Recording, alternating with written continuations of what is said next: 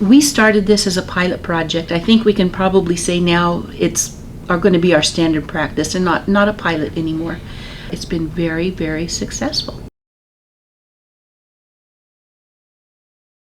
Well, there were several court case decisions as well as some changes in the way that ICE conducted their business.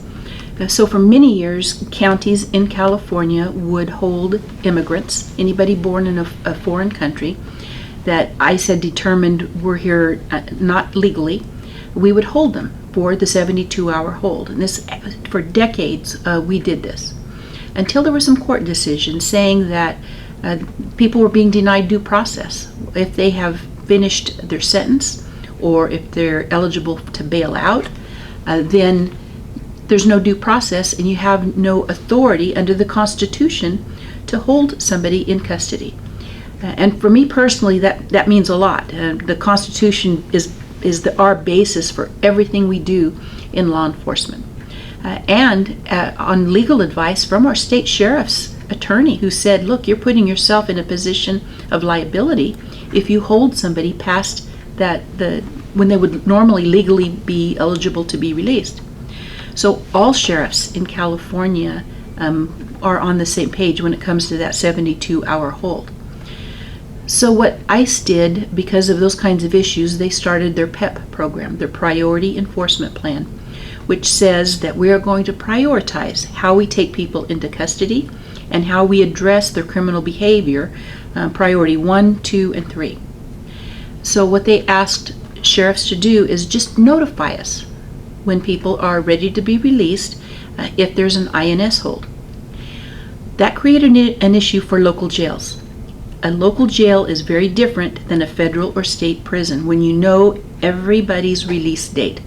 You're sentenced, you know when they're coming out. Only 30% of the population in our local jail are sentenced. Everybody else are pre-trial. They're waiting for some kind of court proceeding. So that's 70% of our jail. And we're 24/7. So at 2 a.m. on a Saturday morning when somebody's eligible to bail, it wasn't realistic to call ICE and say, look, this person is getting out like within the hour because they're bailing out. We're notifying you. We knew they had no capacity to be able to respond in any meaningful way to take care of their business. And it caused some dissension between local law enforcement and federal law enforcement authorities, and that's unfortunate. We can't have that. We have to be able to work well together. So we had a meeting with ICE and they said, Sheriff, we're missing people because they're getting released, they're bailing out. And I said, let's make this easy for you. You are a law enforcement agency. I'm going to treat you like any other law enforcement agency. You're welcome to come in the jail and do your work like anybody else, and I'm welcoming you to come in my jail where you can take care of your business, and takes care of our notification issue. It takes care of your concerns about violent people being released back into the community, and they accepted that. They do come out at certain times. What we did was we identified, just based on our data, the time of the day when most people get released. So they come in during those times. Usually it's in the morning and sometimes during the afternoon. So they've identified those times. They put their people in there. They check our database. And when they find somebody that meets their priority 1 or 2, they're not even addressing the priority 3s. But if they have somebody that meets the priority 1 or priority 2, which is a gang member, many prior deportations, violent crimes, domestic violence, then those are the ones they take into custody and begin their process.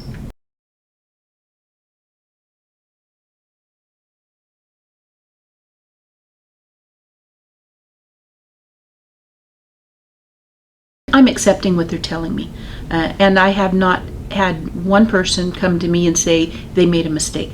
It hasn't happened yet.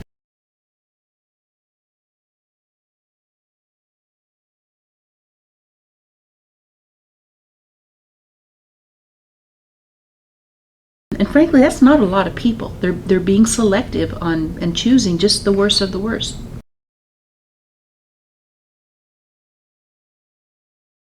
Practically speaking, I think the message is that if you come here into this country and you're not here legally and you commit a crime, you're going to be held accountable. There can be no two ways about that.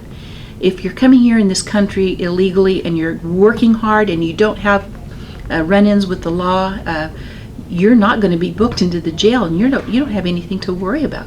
We do not do immigration sweeps. I don't believe it's appropriate. I'm a big supporter of immigration reform. I think it needs to happen. I believe we need a way for the people that are here to be here legally, a process for them to go through that's efficient.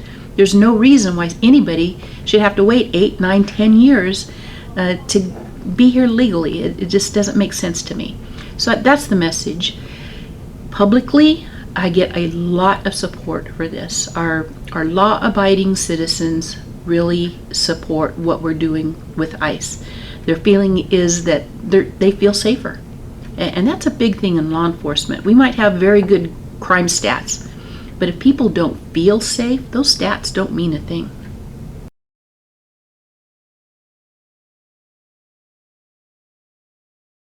Well, I think it's a philosophical difference. We have open border groups who believe that people ought to be able to stay here and be here illegally.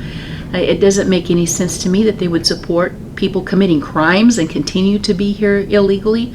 It's a difference in philosophy. I don't think we're ever going to agree or come to an agreement that is going to change anything.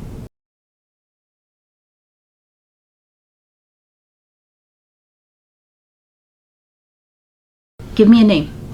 All I need is, and I've asked the groups that challenge me on this, give me the name. Show me who it is. And not once have they been able to show me somebody that's happened to.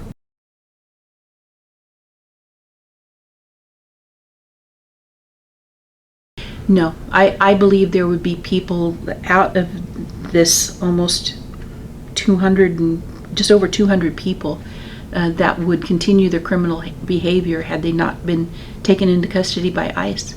I think the message is important that if you're going to be here, you have to behave yourself and not commit crimes. And I think that people would not be addressed, that we would have to release people before ICE could take them into custody, and they would continue criminal behavior.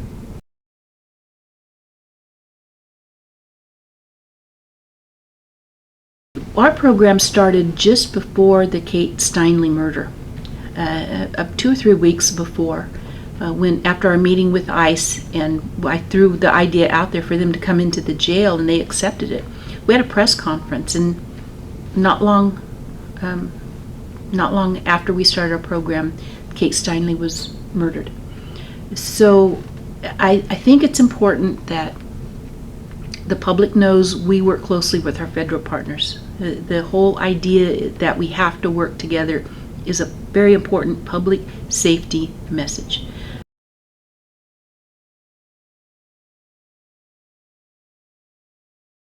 I do want to insist to people that if you're a victim of crime, don't believe those who say if you report you're a victim, you're going to be deported. That is not the case. We help people with U visas, for instance, if they've been victimized, to stay here and to make sure that they can be involved in the prosecution. That's very important, and I sign those. So it's propaganda put out there to scare people into not reporting crimes. And unfortunately, many of the suspects of these crimes are others that are here illegally, preying on that population, and it's wrong.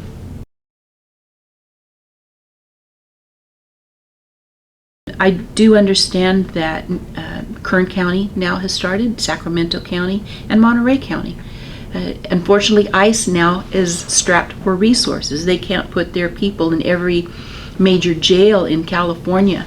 But I think if we can show that they're catching the right people, that they can show some criminal histories of some of the people that they're catching, that maybe they can get the resources they need to keep our communities across the nation safe.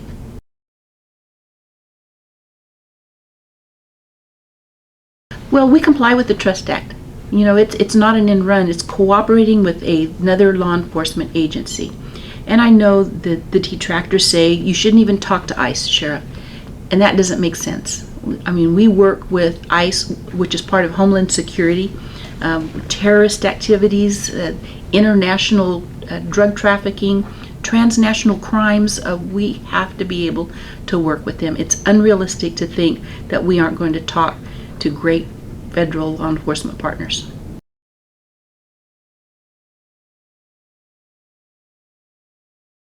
Well, everybody has different constituencies. I believe that we need to be able to make independent decisions. However, you also have to be able to live with the consequences. And that's what many of the cities have found out, that by being politically correct or listening to a small group of people, that they can end up in a bad place. And you've got to be able to live with that. And as long as they're willing to do that, then they're going to make their local decisions.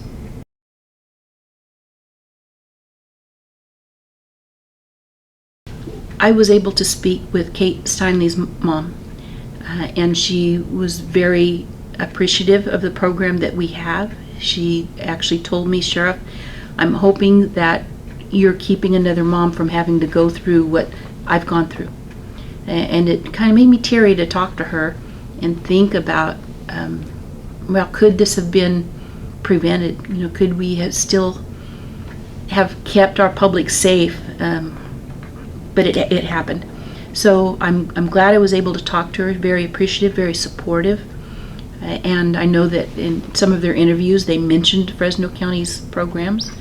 So I think it's important. It was very moving to talk to her, and it just reinforced to me that we're doing the right thing.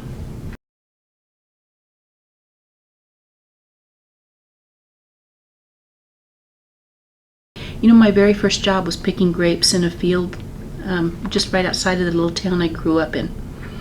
And the hard work that takes, and the value of that hard work can't be underestimated. And so you have to admire people who take on that work and they're willing to do it and work hard, because it's not easy.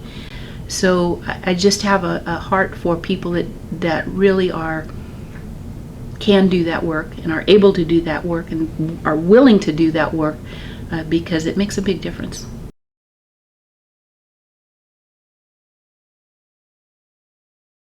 I think it has kind of died down because of the election. It's not such a focus of attention in realistic actions right now. When we have a new administration, I'm hoping we can get on this issue and make sure that not only do we have secure borders, but that we have a legal workforce.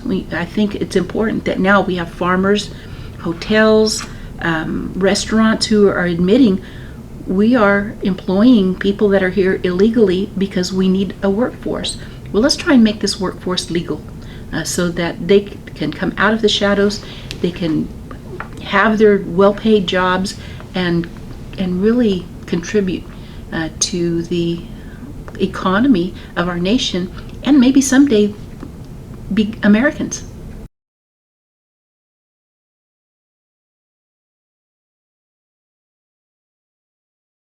I've heard that, but when you take a look at the numbers, there aren't a lot of people that ICE is actually taking custody of. So the workforce is out there. I know that we have people victimized that may never report it, and that breaks my heart. If there are people that don't trust our local law enforcement because they're being told they're going to get in trouble because they're here illegally, that's a travesty, and it's wrong. And I try to work very hard with our local Hispanic TV stations to get the message out. Don't be afraid to report a crime. We will help you be here legally if you're victimized.